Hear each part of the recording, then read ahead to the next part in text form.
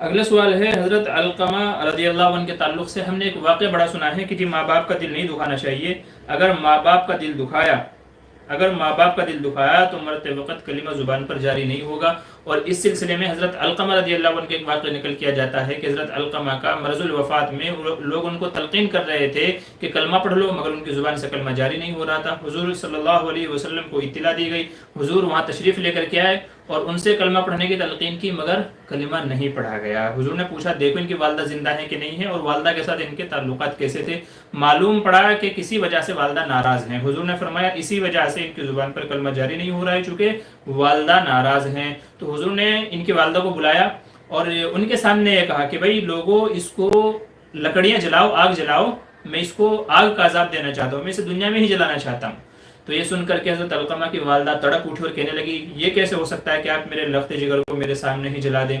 تو حضور صلی اللہ علیہ وسلم نے فرمایا کہ یہاں جلا دینا بہتر ہے جہنم میں جلائے جانے سے، جہنم میں جلایا جائے اس سے بہتر یہ ہے کہ میں ان کو یہاں دنیا میں ہی جلا دوں، تو کیونکہ جہنم کی آگ تو بڑی سخت ہے۔ تو یہ سن کر کے حضرت علقمہ کی والدہ نے معاف کر دیا کہ ٹھیک ہے میں نے معاف کیا، اور ادھر ان کا معاف کرنا تھا، ادھر ان کی زبان پر کلمہ جاری ہو گیا۔ تو یہ واعظین جو ہمارے حضرات ہیں، خطبہ جو حضرات ہیں، ہمارے مساجد کے ائمہ حضرات ہیں، تو وہ یہ واقعہ نقل کرتے ہیں والدین کی تعظیم کے سلسلے میں کہ بھئی ان کا اکرام کریں، ان کو ناراض نہ کریں، ورنہ مرتے وقت کلمہ زبان پر جاری نہیں ہوگا۔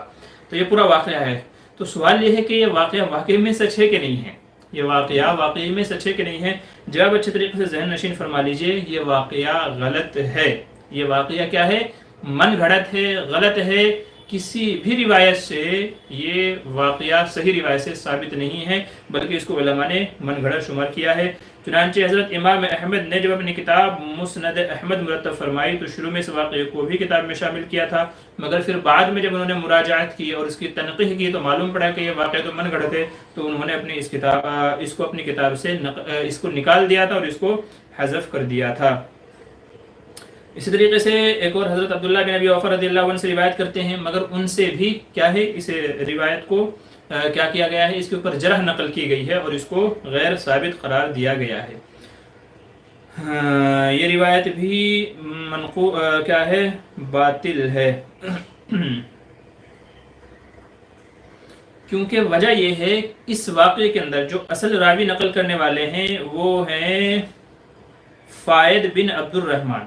اس روایت کو نقل کرنے والے جو ہیں وہ فائد بن عبد الرحمن ہیں، یعنی کتنے بھی اس کے سلسلے کیوں نہ ہوں لیکن ہر ایک سلسلہ جا کر کے ملتا ہے حضرت فائد بن عبد الرحمن کے اوپر، اور شارح حدیث نے ان کو غیر معتبر قرار دیا ہے۔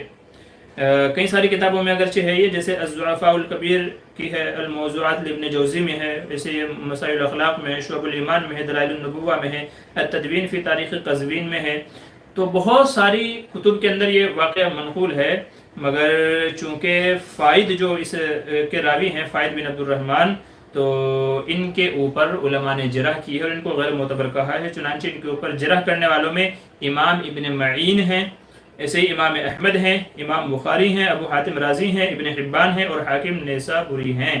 تو یہ وہ بڑے بڑے ائمہ جرح و تعدیل ہیں جنہوں نے فائد بن عبد الرحمن کے اوپر جرح نقل کی اور ان کو غیر معتبر قرار دیا ہے کہ ان کی روایتوں کا اعتبار نہیں ہے۔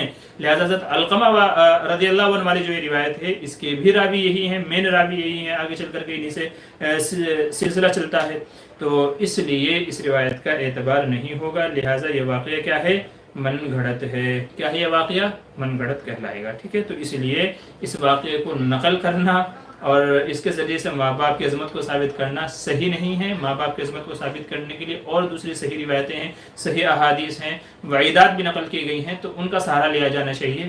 اس حضرت علقمہ والے واقعے کا سہارا نہیں لیا جانا چاہیے، چونکہ یہ کیا ہے، موضوع ہے، من گھڑت ہے۔